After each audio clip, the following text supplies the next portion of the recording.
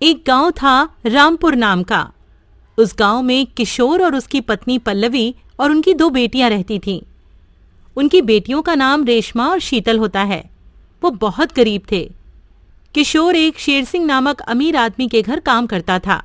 किशोर बहुत ईमानदार और एक नेक दिल इंसान था। एक दिन किशोर का मालिक शेर सिंह किशोर से कुछ कहता है। किशोर, तुम्हारा बहुत साफ दिल है और तुम बहुत ही ईमानदार हो। मैं तुम पर भरोसा कर सकता हूँ। तुम बहुत ही नेक हो। शुक्रिया किशोर। मालिक, आप कैसी बात कर रहे हो?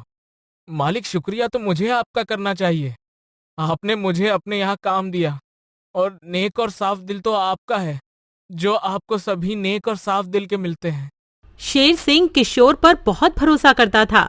किशोर थोड़ा कमाता था, पर अपनी ईमानदारी के साथ। जब किशोर शाम को अपने घर जाता था तो अपनी बेटियों के लिए चिप्स, कुरकुरे और कई चीजें लेकर जाया करता था। और किशोर की पत्नी पल्लवी भी बहुत खुश रहती थी। वो रोज सुबह नहाकर आलू पूरी बनाती और मंदिर जाकर भगवान जी को चढ़ाती थी। आसपास जितने भी भिखारी होते थे, पल्लवी सबको आलू पूरी खिलाती थी। किशोर की पत्नी भी किशोर की तरह साफ दिल की ही इंसान थी। एक दिन शेर सिंह के यहाँ 10 लाख की चोरी हो जाती है। उस चोरी का इल्जाम किशोर पर आता है। शेर सिंह किशोर से कहता है, किशोर, तुमने आज मेरा भरोसा तोड़ दिया है। मैं तुम पर कितना भरोसा करता था। आज तुमने साबित कर दिया कि गरीब लोग ऐसे ही होते हैं, जहाँ पैसा देखा नहीं कि बस नीयत बिगड़ जाती है। और तुम भी उन्हीं में से एक हो। लेकिन मालिक, आप मेरा गुनाह तो बताइए कि मैंने किया क्या है। मैंने आपका भरोसा कैसे तोड़ा है, मुझे बताओ तो सही मालिक। तो तुम नहीं जानते किशोर कि तुमने आखिर किया क्या है? हाँ, तुमने आज पूरे 10 लाख की चोरी की है। मैंने तुम्हारे थैले में अभी 2 लाख रुपए देखे हैं। ये यहाँ कैसे आए तुम्हारे पास, वो तो बताओ। मालिक, मेरे थैले में पैसे, और वो भी पूरे 2 लाख। मालिक, ये पैसे मैंने नहीं चुराए, और ये थैला मैं रोज अपने साथ लेकर आता हूँ, ताकि मैं शाम को जाते समय घर के लिए सब्जियाँ लेता जाऊँ और अपनी बेटियों के लिए कुछ खाना ले जा सकूं। अरे चुप करो किशोर, और कितना झूठ बोलोगे? तुम निकल जाओ यहाँ से। कल से काम पर आने की कोई जरूरत नहीं है। किशोर वहां से चला जाता है और वो बहुत टेंशन में आ जाता है कि मालिक ने मुझ पर चोरी का इल्जाम क्यों लगा दिया है। वो ये सोचते सोचते ही जा रहा होता है, तभी वहां से एक कार आ जाती है और किशोर का एक्सीडेंट हो जाता है और उसकी वहीं मृत्यु हो जाती है।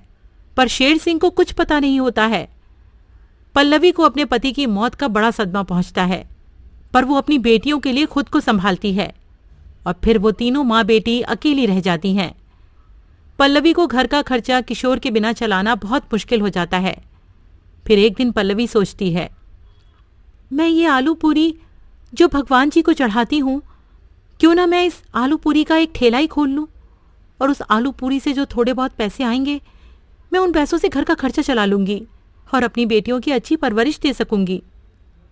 पल्लवी आलू पूरी का एक छोटा सा ठेला खोल लेती है और आलू पूरी बेचने लगती है। उसकी आलू पूरी लोगों को बहुत पसंद आती है और लोग उसकी बहुत तारीफ करते हैं और उससे कहते हैं, अरे वाह पल्लवी, तुम्हारे हाथों में तो जादू है। तुम्हारे हाथों की आलू पूरी बड़ी ही लाजवाब है। तुम्हारे हाथों की आलू पूरी खाकर दीवाने हो जाते हैं लोग। क्या बात है पल्लवी, तुम्हारे हाथों की आलू पूरी तो बड़ी ही अच्छी है। अरे भैया, ये क्या बात कर रहे हो? ये तो आप सबका प्यार और बड़प्पन है मेरे साथ। फिर ऐसे ही पल्लवी की आलू पूरी लोगों को बहुत पसंद आने लगती है और रोज बहुत सारे लोग उसकी आलू पूरी खाने के लिए दूर दूर से आते हैं। और जो लोग लाचार होते हैं, उन्हें पल्लवी ऐसे ही आलू पूरी खिला देती है और उनसे कोई पैसे भी नहीं लेती है। और वो लोग पल्लवी को बहुत सारा आशीर्वाद देते हैं और चले जाते हैं। वहीं उसके बराबर में एक और आदमी अपना ठेला लगाता था। जब से पल्लवी ने वहां पर अपना ठेला लगाना शुरू किया था, उसकी बिक्री होनी बंद हो गई थी। अब सारे लोग पल्लवी के ठेले पर ही आलू पूरी खाने आने लगते हैं, जबकि उसका भी आलू पूरी का ही ठेला था। उसकी आलू पूरी पल्लवी की आलू पूरी के सामने फीकी पड़ जाती थी। ये देख पड़ोसी आलू पूरी वाला उससे कहता है, अरे पल्लवी, ये अपना ठेला वहाँ से हटा और कहीं और लेकर लगा। जब से तूने ये अपनी आलू पूरी का ठेला खोला है, लोग तेरी ही आलू पूरी खाते हैं और मेरी तरफ तो कोई आता ही नहीं है। जब तू नहीं थी तो सब लोग मेरे ही आलू पूरी खाते थे। चुपचाप से अपना ठेला कहीं और जाकर लगा, चली जा यहाँ से। अरे भाई साहब, मैं अपना ठेला कहाँ ले जाकर लगाऊंगी? भाई साहब, मुझे यहीं रहने दो ना। गरीब और बेसहारा हूँ मैं। मेरी दो बेटियां हैं। मुझे अपनी बेटियों का पेट पालना है। मुझे यहीं रहने दो ना। अरे पल्लवी, मैंने तुझसे कहा यहाँ से कहीं और जा, अपना ठेला लेकर निकल जा। पल्लवी वहाँ से दुखी होकर चली जाती है। अपना ठेला लेकर पल्लवी गांव के बाहर जाकर लगाने लगती है, लेकिन वहाँ उसकी कुछ खास बिक्री नहीं होती है। उसके पास वहाँ पर ग्राहक कम आते हैं और रोज ऐसे ही ग्राहक कम होते जाते हैं। कुछ दिनों तक तो ठेला ऐसे ही चलता है। फिर एक दिन पल्लवी सोचती है, क्यों ना मैं गांव के अंदर जाकर ही अपना ठेला लगा लूं। अगर ऐसे ही चलता रहा तो मेरी आमदनी तो बहुत कम हो जाएगी। फिर मैं अपना घर का खर्चा कैसे चलाऊंगी? फिर पल्लवी गांव के अंदर ही आकर अपना ठेला लगाती है। उसको वहां भी ग्राहक कम से कम मिलते हैं। फिर एक दिन उसके पति किशोर का मालिक शेर सिंह वहां आता है और उससे कहता है, पल्लवी, क्या तुम यहाँ पर ठेला लगाती हो? मैंने तुम्हें बहुत ढूंढा, तुम यहाँ हो। मुझे पता चला कि किशोर का एक्सीडेंट हो गया था और उसकी मृत्यु हो गई। मुझे बहुत दुख हुआ यह सुनकर। पल्लवी को ये सुनकर किशोर की याद आ जाती है और उसकी आंखों में आंसू आ जाते हैं। वो रोने लगती है और कहती है, मालिक, अब क्यों आए हैं आप अपना दुख जताने? आपने तो उन पर चोरी का इल्जाम लगा दिया था, और वो भी पूरे 10 लाख का।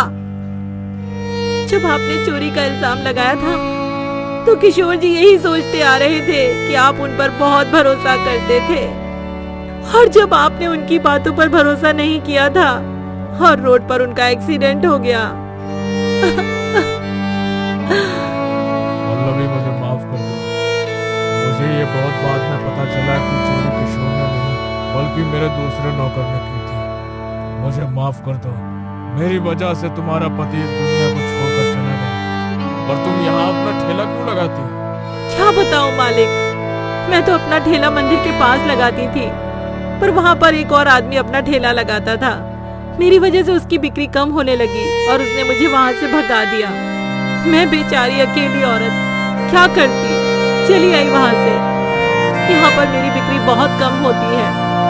मैं इसी से अपना घर का खर्चा किसी तरह निकाल पाती हूँ।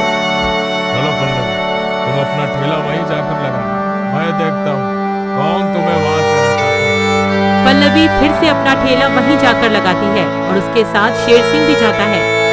शेर सिंह को देखकर सब उसे नमस्ते करते हैं। फिर शेर सिंह उस ठेले वाले के पास जाता है।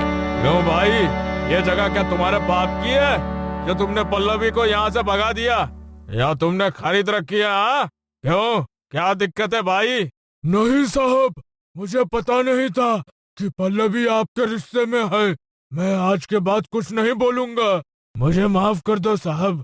शेर सिंह से सब डरते थे क्योंकि शेर सिंह गांव का बहुत अमीर आदमी था। और फिर पल्लवी रोज अपना ठेला वहीं लगाती है और उससे कोई कुछ नहीं कहता था। पहले की ही तरह पल्लवी के पास बहुत सारे लोग आलू पूरी खाने आने लगते हैं। फिर उस दिन के बाद से पल्लवी रोज अपना ठेला वहीं लगाती है और खुशी खुशी अपनी आलू पूरी बेचती है और ढेर सारी तारीफें लूटती है। और इसी तरह वो अपनी बेटियों की अच्छे से परवरिश करने लगती है। मजेदार कहानियाँ देखने के लिए हमारे चैनल गट्टू टीवी को सब्सक्राइब करें और बेल आइकन को ऑन करें।